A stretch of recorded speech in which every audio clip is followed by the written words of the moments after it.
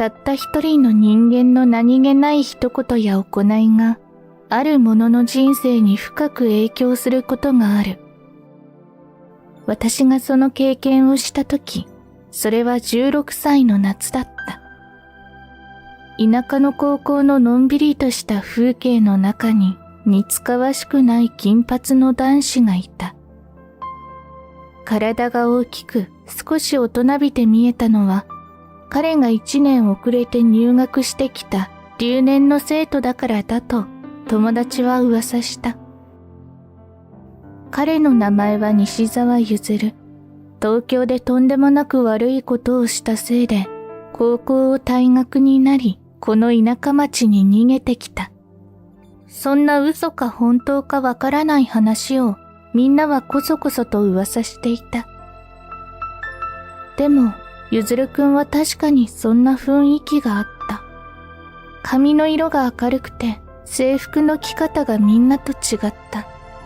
規定のネクタイは緩んで、第一ボタンは閉めていない。真新しいはずの制服なのに、ゆずるくんのはどこかくたびれた感じ。そんなこなれた感を出すような新入生は一人もいなかった。出身中学の仲間たちとつるむ男子生徒たちの中で、いつもゆずるくんは孤立していた。にこりともせず話もせず、初日の自己紹介ではぶっきらぼうに自分の名前を言っただけだった。そんな立ち振る舞いのすべてが噂は本当なのではないかと信じるに足りた。誰もゆずるくんに話しかけようとはせずに、遠くからチラチラと盗み見をするだけだ。ね、やっぱり西澤くんって少し変だよね。目つきも悪いし危ない感じ。友達たちは好奇の目でゆずるくんを見た。もちろん私もだ。家は裕福にはほど遠かったけど、お金に困ることもない平凡な家庭に育った私。都会のように学校帰りに友達と寄れる可愛い喫茶店とか、スイーツのお店なんかなかったけど、そもそも私は外に出て遊ぶのが好きなタイプじゃない。部屋でこもって漫画を読んだり、歌を聴いたりする方が好きだ。取り立ててこれといった特技もなく、数人の仲のいい友人もいる。本当にありふれた女子高生だった。初めの頃こそそうしてみんなの噂の的になったゆずるくんだったけれど、そのうちそれぞれが自分の高校生活に慣れ出すと、ゆずるくんを噂する者はいなくなった。でも、近寄りがたくて危ない存在というレッテルは変わることなく、彼はいつも一人だった。季節は梅雨に入り、じめじめとした毎日が続いていた。やめてよ、返してよ。教室に一人の男子生徒の声が響く。メガネをかけたその生徒は山内。体が小さくてよくみんなにからかわれていた。またあいつら山内のこといじめてるよ。先生にチクった方がよくない？同じグループの友人が言う。ほっときなよ。すぐに飽きるよ。それにしても山内も言い返せばいいのにさ。あんな風におどおどしてるからいじられるんだよ。言いたくても言えないかもしれないじゃない。そう思ったが言えなかった。ギャハハと山内くんをからかう男子生徒の笑い声がすごく耳障りだった。ちらりと視界に入ったゆずるくんは机に突っ伏して寝ていた。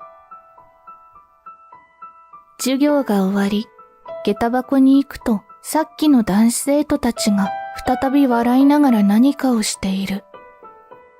見ると手にローファーの靴がある。多分山内くんのものだろう。マジかよ。ありえねえぜ。あいつ絶対裸足で帰るぜ。泣きながら帰ったらマジ面白い。彼らはその靴を下駄箱脇のゴミ箱に投げ込み、少し離れた場所からニヤニヤとしながら見ている。どうしよう。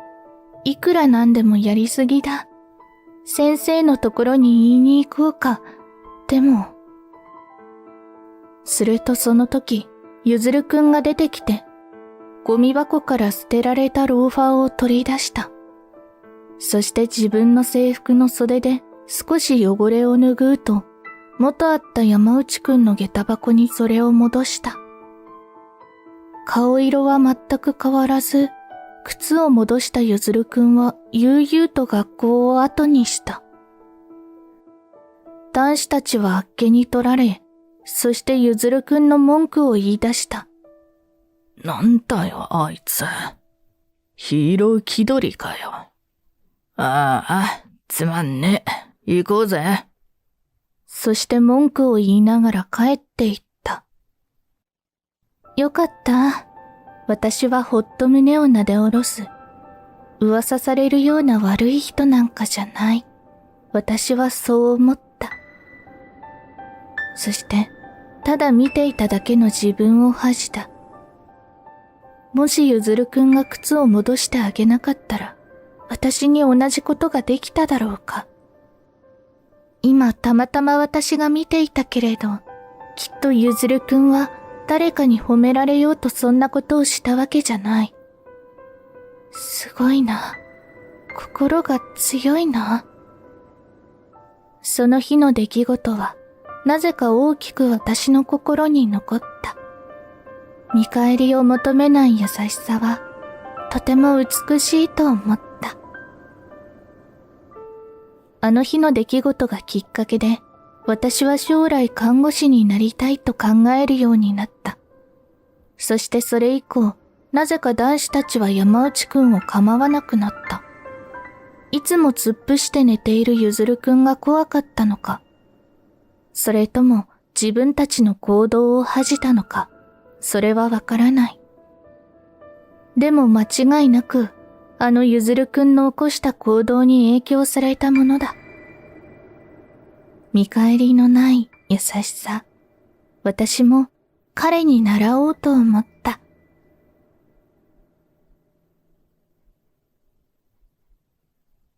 森谷さん、304の吹田さん、また機嫌悪くてふて寝してるの。食事するように言ってくれない？どうせたぬき寝入りしてるだけだから。主任に言われて私は吹田さんの病室に向かう。大学を卒業後、看護師になり2年が経った。毎日忙しかったが、患者には真摯な態度で向き合った。主任に頼まれた患者の吹田さんは、もう70になるおじいちゃんだ。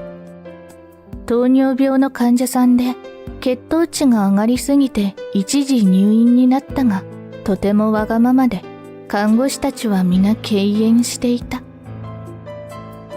吹田さん、ご気分どうですか？お食事食べられますか？声をかけたが返事がない。私に背を向ける形で横になり、スースーと寝息が聞こえた。たぬき寝入りか。そうだとしても仕方ない。私ははだけた掛け布団を吹田さんにかけると、背中に向かって話しかけた。吹田さん、昨日もお孫さん来てらしたでしょ。帰りがけね、早くまたおじいちゃんと遊びに行きたいってお話ししてくれたのよ。しっかり食べて、早く良くなってね。その時、ベッド横のスツールの引き出しにおまんじゅうの包み紙のゴミが見えた。隠れて食べたのか。ふーっと私はため息をつき、音を立てないようにそのゴミを取り出した。ポンポンと眠る吹田さんの肩を優しく叩くと、私は病室を出た。もちろん、主任に報告すべき事項だった。しかし、私は今回だけは見逃そうと思った。その数日後、私は主任に呼び出された。ああ、守谷さん。忙しいところ悪いわね。304の吹田さん、今日退院なんだけど、どうしてもあなたの顔を見せろって言ってるのよ。なんだろう、文句でも言われるのか。何かしたっけなと考えながら、吹田さんのところに行った。おう、あんたか。私の顔を見るなり吹田さんは言った。今日退院ですね。よかった。食事と飲酒のコントロールだけは続けてくださいね。うん。あら、嫌に素直だな。そう思ったとき、吹田さんがペコッと頭を下げていった。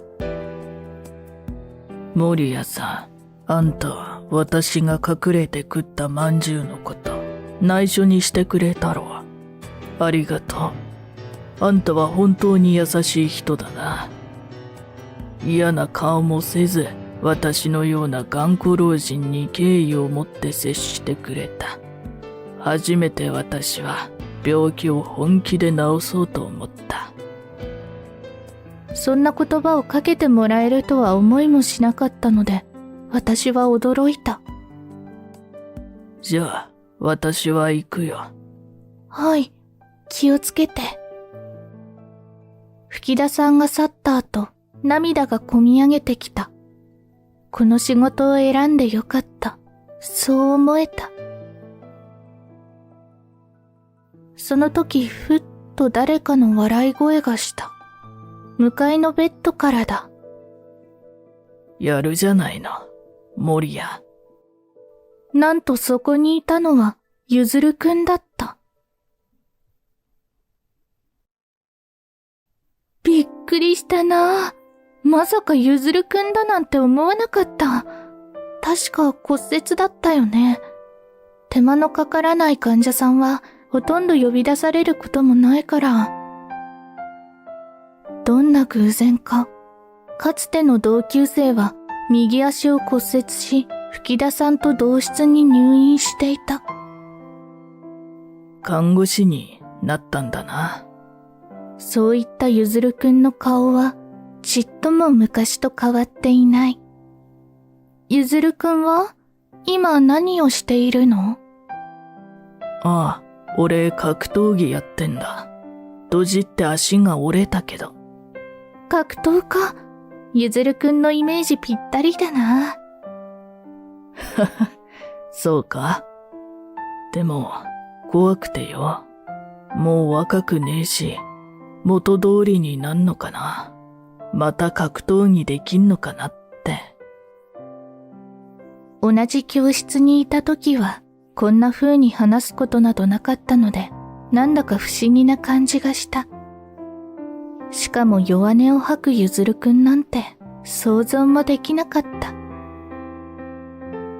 ありがとう。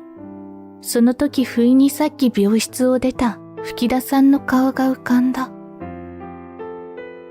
高校にいた時にね、捨てられた山内くんの靴をゆずるくんが拾うのを私見たんだ。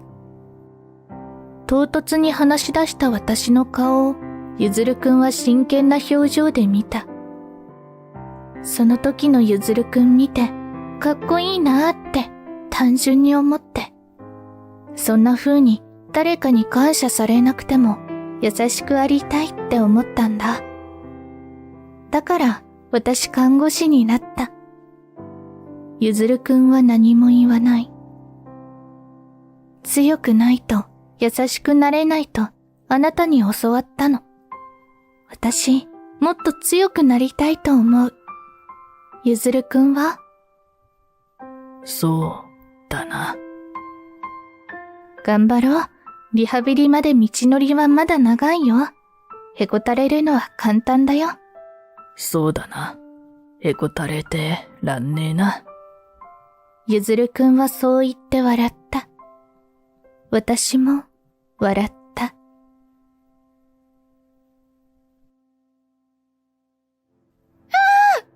った！ナースステーションで珍しく主任が声を上げた。隅っこの方でテレビを見ている。主任、どうしたんですか？声をかけて近寄ると、テレビで格闘技の試合がやっていた。ほら、うちでリハビリしてた西沢くんよ。すごいわ、彼。完全復活よ。リハビリ頑張ったもんね。ああ、最高。ちらりとテレビに目をやると、大きなベルトを腰に巻いたゆずるくんが勝利者インタビューに答えていた。強さは優しさなんで、もっと強くありたいっす。あの16歳の夏、仏頂面の少年の行いが私に勇気をくれた。私はその勇気を持って看護師になった。心も体も疲弊した患者に真摯に向き合うにも勇気は必要だ。怒鳴られることもある。感謝なんかされないこともある。それでいいのだ。私たちの行いが患者の救いになるならば。さ、頑張ろうか。私はぎゅっと拳を握って、いつものように患者のもとへ向かった。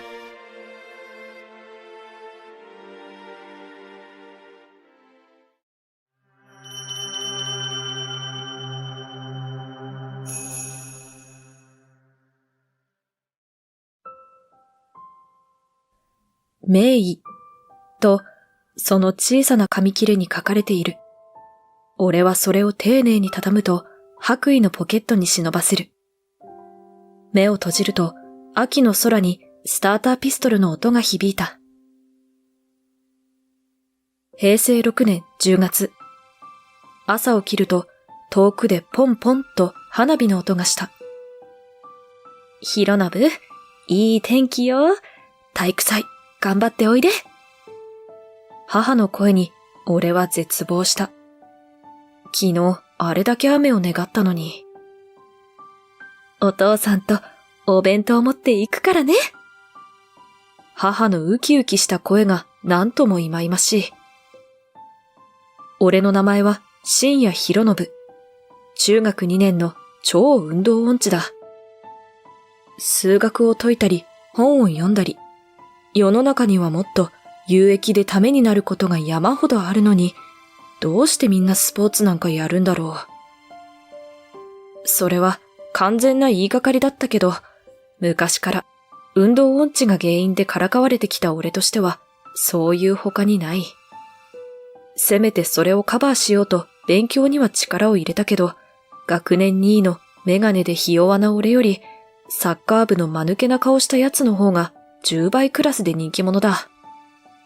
かろうじて勉強ができるからいじめにあったりすることはないものの、だからといってみんなの輪の中に入れてもらえるわけでもない。つまんない男子生徒。それが俺だった。きっとこんな風に大人になって会社でも孤立して、可愛い彼女なんか作ることもできずに一人で本を読んで年を取っていくのかもしれない。若干14歳にして俺は人生を諦め、その鬱憤を晴らすかのように本を読んで過ごしていた。そんな俺が超絶苦手な二大イベントは、秋の運動会と冬の持久走大会だ。どっちも中止になるなら、正月のお年玉全部渡してもいいと本気で思っているけど、やっぱり今年の体育祭もすっかーんと晴れている。ああ、憂鬱。母が台所で機嫌よく弁当を作っているのをちらりと見ながら体温計で熱を測る。もちろん、熱があればめっけもんで運動会は休めるが、体はピンピンで、体温は 36.1 度だった。しかし、人生何が起こるかわからない。その日、俺の人生を揺るがす大事件があったのだ。次はプログラムナンバー12、2年生による借り物競争です。軽快な音楽に合わせて放送部がアナウンスした。午前中のメインイベントが始まる。はぁ、と心で大きくため息をつく。俺の参加競技だ。借り物競争ってなんだよ。何が書いてあるんだよ。遠くから母親の声がした。ひろのぶ、頑張って。やめろ。やめてくれ、お母さん。マジで俺は頑張れない。まず第一グループがスタートした。A組、俺は絶叫しながら手を振る。俺？というように先生は自分を指さしている。よろけながら俺はうなずく。で、職員席に戻っていった。かっこよかった。テレビのヒーローみたいだった。俺は運動音痴の弱虫野郎だけど、強い男になりたいと初めて思った。その日の出来事は俺の心を大きく動かした。専門の分野で圧倒的な力を持つこと。それは何もスポーツに限ったことではない。自分がこれだと思えるものを見つけて、その道の一番になるというのが憧れになった。そうすると、それまでスポーツができる奴らに対する妬みとか嫉妬心がなくなった。分野が違う。俺は俺の道を行く。そう、素直に思えるようになったのだ。俺が目指したその道は医者というものだった。幸運にも家には医学部を受けるだけの金銭的な余裕と両親の理解と応援があった。高校、大学と目指した第一希望にストレートで入学し、俺は医者になるために猛烈に勉強をした。辛かった時ももちろんあったが、その度に俺を抱えてぶっちぎりにゴールした藤井先生を思い出した。努力した者にしか見えないゴールがある。絶対に諦めないぞと俺は自分に誓った。深夜先生、ドイツの病院に移られるって本当ですか？同僚の医師に聞かれ、俺はうなずいた。ええ、もう少し修練を積みたいと思いましてね。向こうの医療チームにメールしたら受け入れるって返事が来たものですから。それだけの腕があって、まだ修練なんておっしゃる。いやはや、頭が下がりますよ。あれから20年が経った。どれだけ経験を積んでも、患者からの学びは多い。来月からしばらく、嫁と子供と共にドイツでの暮らしが始まることが決まって、俺の気分は高揚していた。そして、日本を立つ前の最後の患者がやってきた。なんだか胃のあたりがムカムカしましてね。酒はずいぶん前にやめてるし、健康診断では何ともなかったんですが。すでに CT 検査は終わっていて、転送されてきた画像を確認した。間違いなく胃がんだ。今画像を見せてもらいましたよ。患者の名前を呼ぼうとカルテに目を移した。藤井正。藤井。患者を見た。間違いなかった。藤井先生じゃないですか。俺が言うと、先生は一瞬黙り、俺の目を見つめた。忘れていても無理はない。20年も前の受け持ちでもない生徒だもの。借り物競争の深夜か？青白かった先生の顔に少しだけ赤みがさした。そうです。深夜です。俺はガシッと先生と握手した。あの日の先生を見て医師になることを決めた。俺は初めにそう言った。でも、まだ道半ば、まだまだひよっこだと思ってます。だからこそ、患者には正直に伝えます。その場をしのぐ方法を、俺はまだ知らない。俺がそういうのを、先生は満足そうに聞いていた。先生は、胃がんです。この CT 画像を見てください。この胃の上部。ここに白く映るもの、見えますね。先生はじっと画像を見つめ、コクッとうなずいた。現在の検査の結果を見る限り、リンパ節やその他の臓器への転移は見られない。癌自体は粘膜下層に達しているので、進行癌の種別です。先生はうなずきながら、俺の言ったことをメモに取っている。ステージ 2A。手術して癌を取ります。術後は経過を見て化学療法を取り入れる。切れるか深夜。先生は俺を見た。俺はうなずいた。やるよ、先生。癌細胞一つ残らず切り取る気持ちで手術する。頼んだ。そう言って握ってきた先生の手は、あの日と同じくらい力強かった。手術日当日、先生の病室に様子を見に行くと、家族が一緒に待っていた。先生、どうか主人をよろしくお願いします。奥さんはそう言って頭を下げた。俺と同い年くらいの女性は娘さんだろう。先生の手を握っている。大丈夫。悪い癌を全部取ってきますから。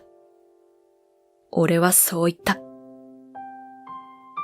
手術室に先生と一緒に歩いて向かう。緊張するなぁ。と先生は言った。そして何かを俺に差し出した。それは小さな紙切れで開くと中に名医と書いてあった。人生の借り物競争。先生はそう言って薄く笑う。あの時の借りを全力で返します。俺は言って先生の肩をガシッと抱いた。あなた、エアメールが来てるわよ。妻に言われて、俺はパソコンから視線を移した。藤井正の文字に顔がほころぶ。深夜先生、元気でやっているか？ようやく抗がん剤治療を卒業した。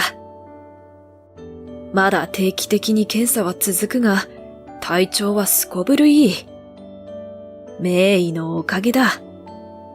まだ道半ば、と言ったな。俺もそうだ。お互いに精進しよう。そして、困った時には貸し借りしよう。そんな手紙とともに、一枚の写真が同封されていた。藤井先生、お帰りなさい。と黒板に書かれた前で、大勢の生徒たちが先生と写った写真だった。人生は借り物競争。まったくその通りだ。一人でなんて生きていけるはずもない。名医と書かれた小さな紙を持って走ってくる患者のために。俺もまだまだこれからだ。